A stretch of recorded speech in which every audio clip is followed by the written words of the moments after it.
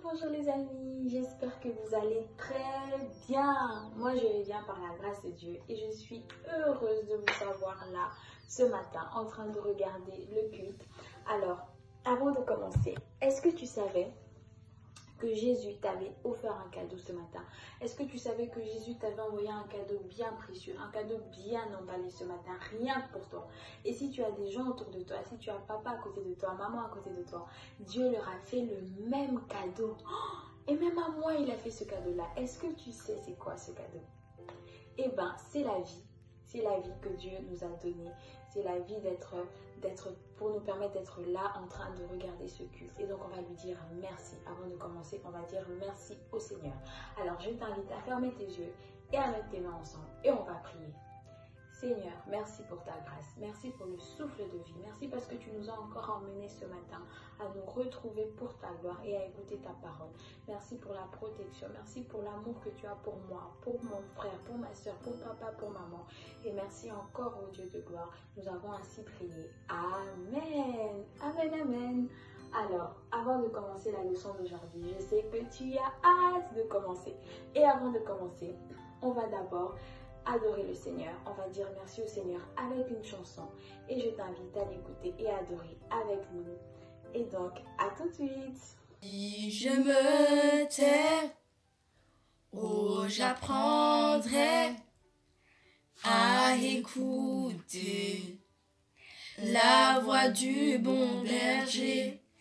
Quand je l'entends, oh, j'apprends qu'il a payé pour ma liberté. Quand je t'ouvre mon cœur, je te vois, Seigneur. Quand je t'ouvre mon cœur, je t'entends me parler. Et ta loi dans mon cœur toujours demeure. Et ta vie à chaque heure coule comme un torrent. Si je me tais, oh, j'apprendrai à écouter la voix du bon berger. Quand je l'entends, oh, j'apprends qu'il a payé pour ma liberté. Quand je t'ouvre mon cœur, je te vois, Seigneur. Quand je t'ouvre mon cœur, je t'entends me parler. Et ta loi dans mon cœur toujours demeure.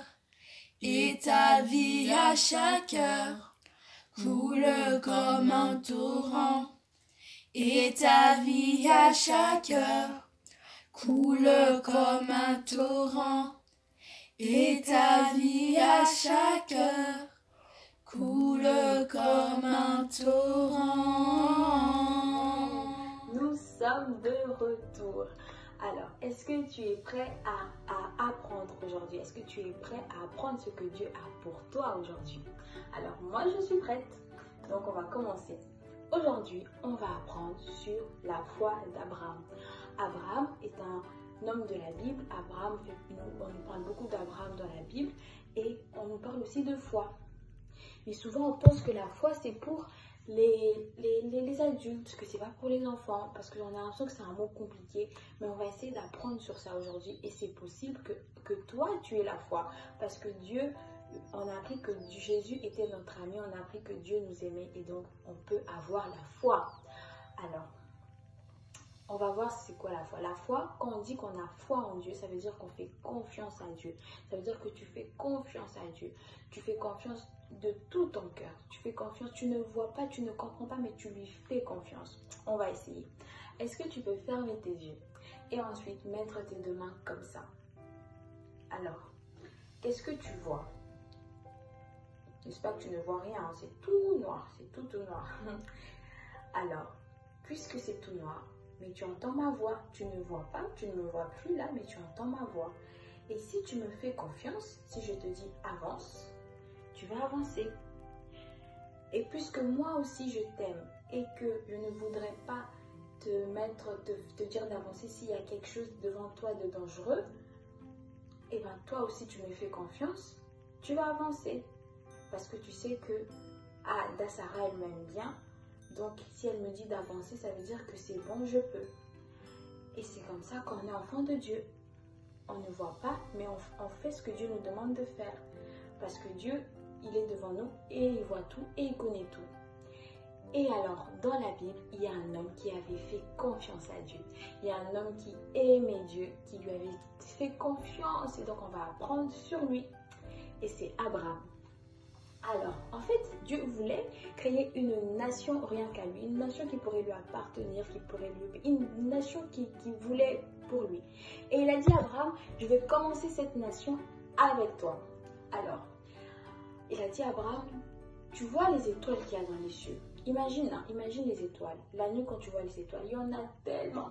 Des fois, tu es là, tu regardes les étoiles comme ça et tu commences à les compter. 1, 2, 3. Il y en a tellement que tu sais plus quoi. Tu n'arrives pas à compter. Et Dieu a dit à Abraham, je te donnerai autant d'enfants, autant de petits-enfants, arrière-petits-enfants.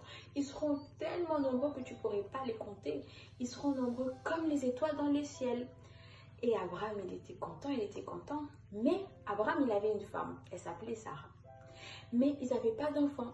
Et je suis sur Abraham et Sarah, ils se demandaient, mais comment ça va se faire? Comment on va avoir autant d'enfants? On devient un peu plus âgé, on devient un peu plus vieux, mais comment ça va se passer? Et Dieu, il a tenu sa promesse. Et alors, un jour, Sarah et Abraham ont eu un petit bébé, un garçon, qu'on a appelé Isaac.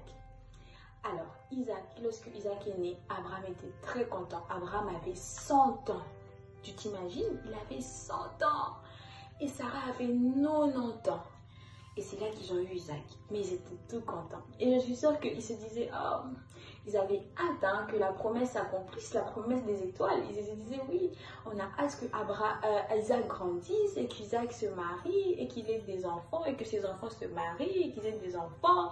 Comme ça, on va être nombreux comme Dieu nous l'a promis. Et puis un jour, Isaac a grandi, ce n'était plus un bébé, il était un enfant. Et il a grandi. Et Dieu a dit, Abraham, il va voir si Abraham, il va tester Abraham. Il va voir si vraiment Abraham l'aime. Est-ce que Abraham lui fait vraiment confiance?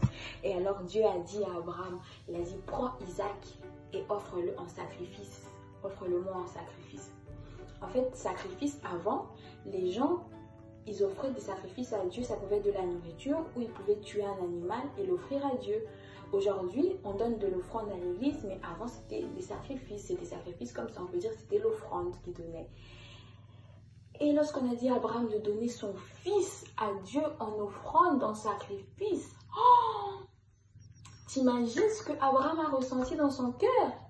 Il aimait tellement Isaac, c'était le seul fils qu'il avait avec Sarah. Sa femme, il aimait tellement Isaac. Isaac, c'était la personne qu'il aimait le plus. Donc, c'est sûr qu'il a dit, mais vous savez ce qu'Abraham a fait? Abraham a obéi. Abraham est parti à la montagne avec les serviteurs et Isaac, il a emmené Isaac. Et puis quand ils devaient monter à la montagne, ils sont arrivés. Il a dit à les serviteurs, attendez-nous là-bas. Et ils sont montés. Il est monté avec Isaac. Et ils ont commencé à empiler des pierres pour faire le sacrifice. Et Isaac a regardé son papa, il a fait, mais papa, on va faire le sacrifice, mais il n'y a pas d'animal. Isaac ne savait pas que c'était lui qu'on allait donner en sacrifice.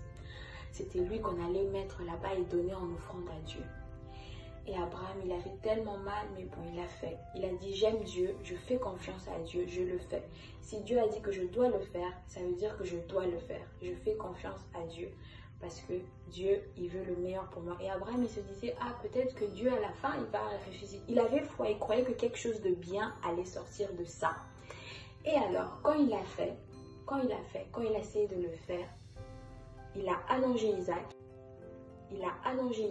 Et quand il a fait, il y a eu un ange qui est apparu quand il a voulu mettre offrir Isaac, mettre le couteau. Et il y a un ange qui est apparu qui a fait, non, Abraham, ne le fais pas. Je sais que tu m'aimes. Et l'ange a dit à Abraham de ne pas le faire. Et Dieu était content. Dieu a dit, ah, Abraham était prêt de me donner son fils. Parce que Dieu n'allait jamais laisser Abraham tuer son fils. Dieu n'allait pas laisser Abraham faire du mal à Isaac. Mais il voulait juste voir comment Abraham l'aimait. Est-ce que Abraham lui faisait réellement confiance? Est-ce que Abraham avait foi en Dieu? Est-ce que Abraham l'aimait? Et vous savez ce que l'ange lui a dit après? Écoutons ce que l'ange lui a dit après. Genèse 22, versets 16 à 18. Et lui dit, voici ce que déclare le Seigneur. Parce que tu as agi ainsi que tu ne m'as pas refusé ton fils unique, aussi vrai que je suis Dieu, je te jure de te bénir abondamment, en rendant tes descendants aussi nombreux que les étoiles dans le ciel, ou un grain de sable au bord de la mer. Tes descendants s'empareront des cités de leurs ennemis. À travers eux, je bénirai toutes les nations de la terre parce que tu as obéi à mes ordres. Et voilà. Et après, Abraham a eu encore d'autres promesses et toutes ces promesses se sont accomplies plus tard. Et aujourd'hui, Abraham a tellement d'arrière-petits-enfants, il a tellement d'enfants, il a tellement d'arrière-petits-enfants. C'est comme les étoiles que Dieu lui avait promis. Et Dieu a tenu sa promesse. Alors, pour toi, pour moi, qu'est-ce qu'on doit apprendre de ça? On doit apprendre que Dieu nous aime et que nous aussi, on peut faire confiance en Dieu et qu'on peut faire confiance au Seigneur. Et comment tu fais confiance à Dieu?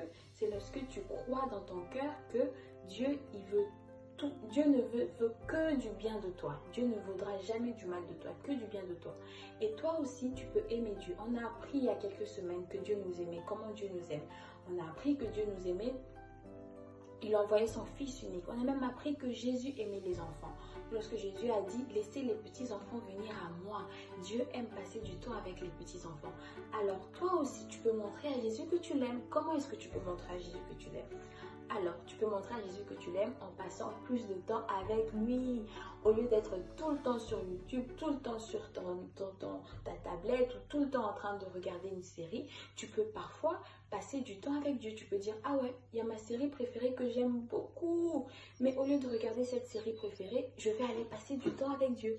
Et là, tu prends ta Bible, tu lis les histoires. Si tu as des questions, tu poses à maman, tu poses à papa. Ou alors, tu peux écouter des chansons, tu peux danser pour Jésus. C'est comme ça que tu montres ton amour à Jésus. Et nous croyons que Dieu va nous aider à l'aimer tous les jours. Et comme ça, il sera content parce que Jésus nous aime. Jésus nous aime, il nous aime, il nous aime. Alors, on va demander au Seigneur de nous aider à l'aimer tous les jours. Et on va lui dire merci pour cette parole qu'il nous a donnée aujourd'hui. On va fermer les yeux et on va prier. Seigneur, merci encore pour cette parole que tu nous as donnée. Merci de nous apprendre à te faire confiance. Merci de nous apprendre aussi à t'aimer, Papa. Merci parce que tous les jours, tu nous apprends à t'aimer. Seigneur, je prie pour nous tous qui avons écouté cette parole. Que cette parole puisse porter des fruits et que nous puissions la garder très précieusement dans nos cœurs pour ta seule gloire, Papa. Nous avons ainsi prié. Amen. Amen, amen. Alors, j'espère que tu as été béni par cette parole. On va se retrouver le dimanche prochain. Je te souhaite un bon dimanche, mon ami.